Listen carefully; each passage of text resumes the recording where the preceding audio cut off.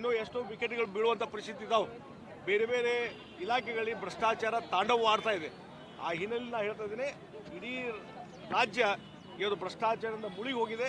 ಆ ಹಿನ್ನೆಲೆಯಲ್ಲಿ ಇವತ್ತು ಮುಖ್ಯಮಂತ್ರಿಗಳು, ಉಪಮುಖ್ಯಮಂತ್ರಿಗಳು ಕೇವಲ ತಮ್ಮ ರಾಜಕೀಯ ತೆವಲುಗಳನ್ನು ತೆಗೆಸುವಂಥದ್ದಲ್ಲ, ಇವತ್ತು ಜನಹಿತವನ್ನು ನೋಡಿ ಅನ್ನುವಂಥ ಮಾತನ್ನು ಈ ಸಂದರ್ಭದಲ್ಲಿ ನಾನು ಹೇಳಬೇಕು. ಸಾರಿಗೆ ವೆಚ್ಚ ಹೆಚ್ಚಳ ಮಾಡೋಕ್ಕೆ ಸಿದ್ಧತೆ ಮಾಡ್ಬೋದು. ಅದನ್ನು ನಾವೊಂದು ಹೇಳಿದಲ್ರಿ, ಈಗ ಖಜಾನೆ ಖಾಲಿಯಾಗಿದೆ. ಒಂದು ಕಡೆ ಈ ಸಾರಿಗೆ ಸಂಸ್ಥೆಗಳು ಲಾಸ್ನಲ್ಲಿದ್ದಾವೆ. ಅವ್ರಿಗೇನು ಈ ಒಂದು ಫ್ರೀ ಗ್ಯಾರಂಟಿ ಮುಖಾಂತರ ಬಸ್ಗಳನ್ನ ಫ್ರೀಯಾಗಿ ಉಚಿತವಾಗಿ ಅಡ್ಡಾಡುವಂಥದ್ದಿಲ್ಲ. ರೀಎಂಬರ್ಸ್ಮೆಂಟ್ ಎಷ್ಟು ಮಾಡಬೇಕಾಗಿತ್ತು ಅದನ್ನು ಮಾಡಲಿಲ್ಲ, ಅವೆಲ್ಲ ಲಾಸ್ ಆಗಿದ್ದಾವೆ. ಈಗ ಮತ್ತೆ ಖಜಾನೆ ಖಾಲಿಯಾಗಿದೆ, ವರಮಾನ ಕಡಿಮೆ ಆಗಿದೆ.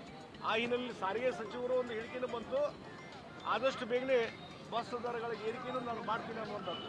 ಇದೆಲ್ಲ ನೋಡಿದಾಗ ಇಡೀ ರಾಜ್ಯ ಒಂದು ಅರಾಜಕತೆಗೆ ಹೋಗ್ತಾ ಇದೆ.